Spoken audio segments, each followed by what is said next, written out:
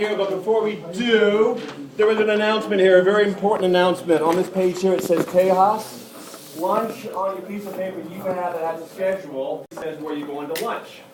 You're going to be going to the Tejas room. Got it? Tejas. That's Spanish for Texas. Oh, you know what? That's Juan Mas. That's all the Spanish I know. You decided to come to the Business Wisdom from Drug Dealers session. I thank you guys very much. We have lots of options. So you guys are taking a chance. This is oddballish, so that makes all of you oddballs. You're cool with that. And these sponsors here want to make sure that they reach the eyeballs. So here you go. Make sure that these folks here make this all possible. It is unbelievable the opportunities we have to go to an event with quality education that cost us nothing but time. It's because of these people here. It's fabulous. All right, so this is a VSOP. VSOP stands for Very Special One-Time Performance. Never given this presentation, probably will never ever give it again. So that's bad. So VSOP is what you're here for. Who has seen this movie, The King's Speech? You have. What's special about this movie? Meaning as, what does King George have that he has to overcome? King George stutters, huh? Well, King George and I have got something in common. I'm not. He stutters, I stutter. I'm on really good behavior. Hopefully we'll continue to be on really good behavior. But just be warned, I use the same sort of tricks he uses in the movie. Hopefully you won't notice the tricks I use, because if I do it well, you don't notice. But if I do it poorly, you do notice. So that's one heads up, is that I do money. And another heads up is that I do approach marketing from a different angle. I take my job seriously, but myself lightly. I try to have, so that's why I'm trying to do something that's oddballish with this title of Drug Dealer. This is a molecule of a drug that I sold. I am a drug dealer. I have sold drugs. It's caffeine, which is a legal drug. It's still addictive. You all know. Many of us have tried to stop drinking coffee in the morning and get those raging headaches. Yeah, you do. I'm lucky. Somehow I am immune to that. I can stop coffee for 2 weeks, and I don't get the headaches. I'm not sure why that's the case, but still I drink a lot of coffee. And I sold a lot of coffee back in the day. Spent 8 years back at Starbucks. Not a product marketer. I'm a retail marketer. My job was to drive traffic in the store. Once traffic was in the store, to hopefully get folks to buy more goods that we were selling, be it coffee, beverages, be it whatever. And years ago, we knew that sampling sold. We did a study once back in the day where for every 5 samples we would sample out in those little taster cups, it would equate to 1 sale. And we started thinking about that, 5 samples for 1 sale. The conversion of 20%, and you then know that the power of sampling a beverage you have confidence in.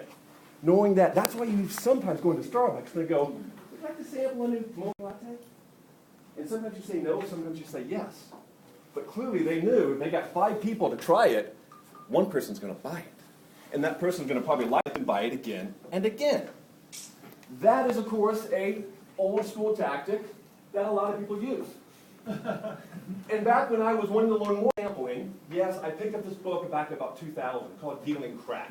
Sounds horrible to admit. Here's a marketer in a professional type of setting who's admitting that he was picking up a book in 2000 about drug dealing and crack dealers. But I just wanted to get some insight to this.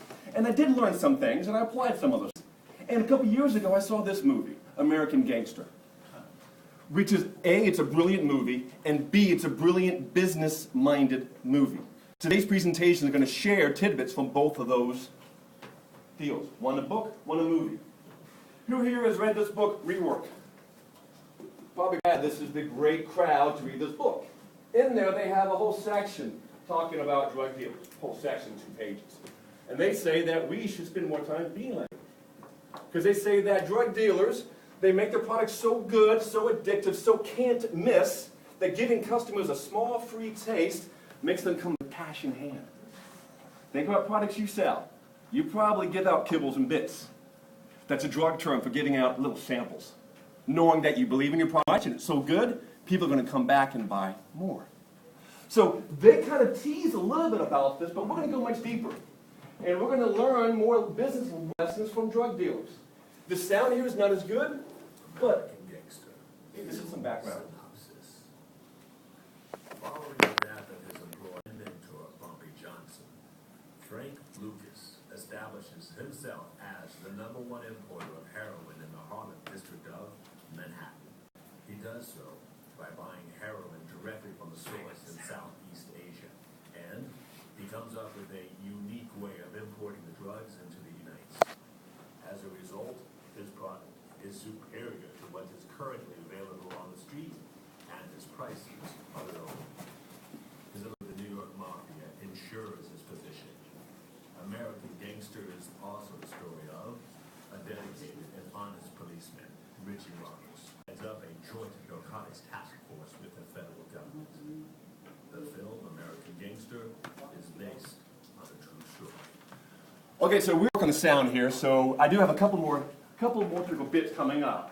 But basically, this is just giving you background about the movie and the drug pen back in the 70s, Frank Lucas. And Mr. Lucas here had a mentor. Mentor mattered to Frank because he was able to learn the ins and outs of the drug business. His mentor was a guy by the name of Bumpy Johnson. Bumpy Johnson taught Frank everything he knew. For 15 years, Frank Johnson learned from Bumpy. Started off driving his car, and lo and behold, gained more responsibility as time went on. Frank Lucas praised his mentor by saying, yes, he was my boss, my teacher. He taught me how to take my time. Taught me that if I was going to do something, to do it with care and with love. Every person here should have a mentor in your business, because if you don't, then you are missing out on an opportunity to grow and to learn. I found that back in my day, I had a very good mentor who happened to be my boss, Lisa Denny Compton. If Lisa Denny Compton didn't take the time to sit down with me on and keep weekly meetings, we all know we've had bosses where they find ways to say, project update meetings, I'm sorry, I'm too busy. Lisa would never skip those meetings.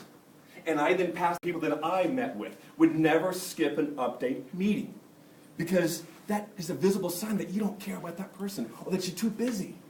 Mentors matter. But what also matters even more with inside a company, it's great to have a boss that's a mentor, but you also need a champion that's outside of your department. Because if you have an idea that you want to get sold in, back at Starbucks, I had a champion. Not in the marketing department, but in the operations department. Jim Morgan was my champion. Jim knew that if I had an idea, I had thought about the impact at the store level. You got baristas that are busy every single day doling out products and doing those daily duties. The last thing they want to have is a coupon at the main POS to pass out to customers, because that interrupts their daily routine. However, if I'm on a way to be able to get them that coupon, to pass it out so it's more in their control, and so they could weave it into their daily job, it would be able to get passed. Morgan was the champion who said, John, you've thought this through, we will approve it. Because he was the one communication person, the linchpin, that if Jim didn't champion, it didn't hit the stores. So I knew that I had to have a mentor and had to have a champion. I think we all have to have that if we want to get our product ideas, our marketing ideas. Next up here, see if we got the sound here. This up here is some advice on launching new products. Where we go with the sound. In the early 1970s, heroin was widely available in the streets of New York City. The practice was to dilute the heroin with sugars, chalk, flour, or powdered milk.